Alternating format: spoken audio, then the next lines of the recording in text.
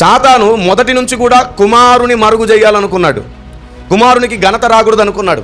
అందుకే ఇక్కడ క్రీస్తే దేవుడు, ఈ సమస్త సృష్టిని చేసిన యెహోవా అనే పేరు క్రీస్తుకు కూడా ఉంది అని చెప్పడానికి దేవుడు ఇక్కడ యెహోవా అనే ప్రస్తావన చేశాడు. చదవండి ఇప్పుడు.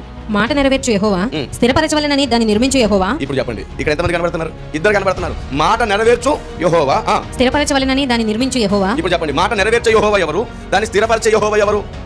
ఇంకో మాట చదువుదాం. నిర్గమకాండం 23వ అధ్యాయం 20-21 వచనాలను చూడండి. ఇదిగో త్రోవలో నిన్ను కాపాడి నేను సిద్ధపరిచిన చోటుకు నిన్ను రప్పించుటకు ఒక దూతను నీకు ముందుగా పంపుచున్నాను. ఆయన సన్నిధిని జాగ్రత్తగా నుండి ఆయన మాట వినవలెను. ఆయన కోపము రేపవద్దు, మీ అతిక్రమములను ఆయన పరిహరింపడు. నా నామము ఆయనకున్నది. Praise the lord. నా నామం ఆయనకు. అవును, మాట్లాడుతుంది ఎవరు? యెహోవా. పంపింది ఎవరిని? దూతను. ఆ దూతకి ఏం పేరుంది?